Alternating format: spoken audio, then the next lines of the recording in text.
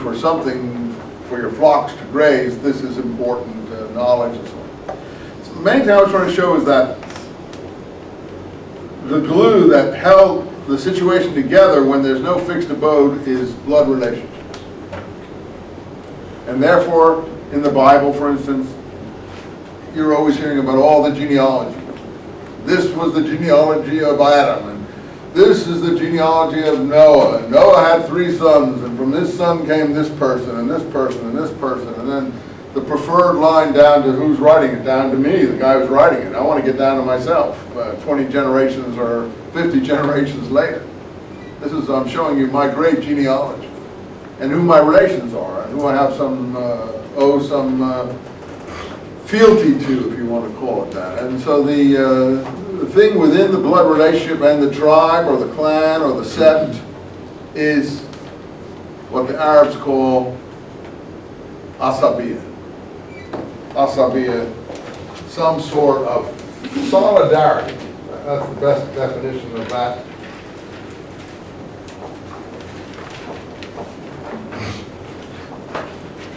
Solidarity within the group.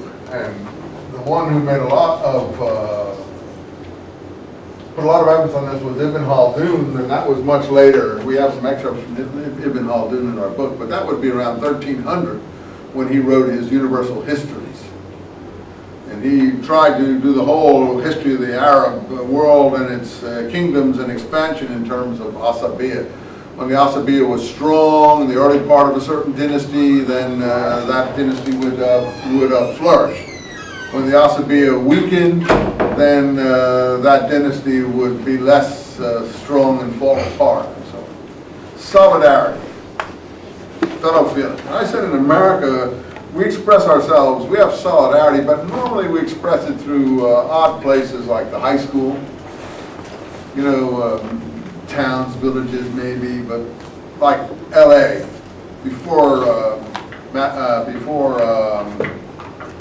Shaquille O'Neal left to Florida, it was the Lakers that was the center of Asabiya here. There's no other sports team that really flourished for any length of time here in the present day. In fact, all the sports team in football left. And it was basketball, and it isn't the Clippers, it was the Lakers. Now I don't know who it is because the Lakers are dead. And maybe they'll revive, but I doubt it. Whoever did that thing traded that guy away. They must have had rocks in their head. I mean, even I can make a better business decision than that. I mean, that is just like insane. All they've done is given Miami Asabiya now. So now Miami has the Asabiya, and LA is sunk like a stone in the water, and all the morale of the people sinks with you. See, when they've got something really to focus about, that is strong. That becomes powerful. And it's really amazing. That is true. In the old days, I've been here a while, it was Magic Johnson and Kareem Abdul-Jabbar that this feeling focused on. And then it was this new group, and now it's gone, petered out, evaporated.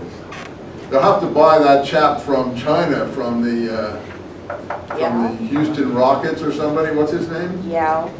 Yeah, they're going to obviously get enough money together and try to buy him. But that's the only thing they can do, I think, to come back to any sort of prominence like they used to have. Anyway, in America, that's how it functions around high schools, colleges, institutions, sports clubs, things like that. So you know what I'm talking about, this feeling of solidarity that you have with the other person. Oh, you and I are kinsmen, we have the same feeling. But in the desert, it was blood relationships, the tribe.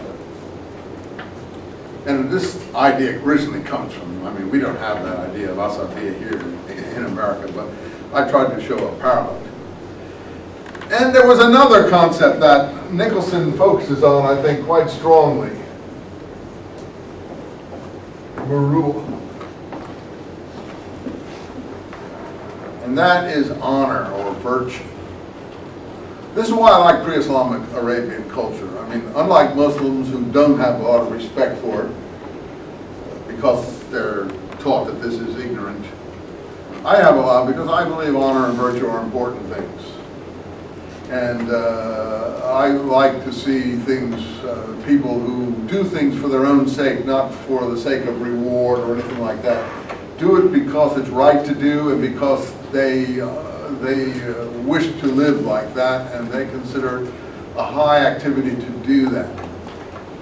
And that's, I guess, why I'm attracted personally to pre-Islamic Arab Bedouin ideals. I think a lot of Westerners are. And I guess you'll find probably a lot of Westerners are less attracted to Islam, if you want to be frank about that.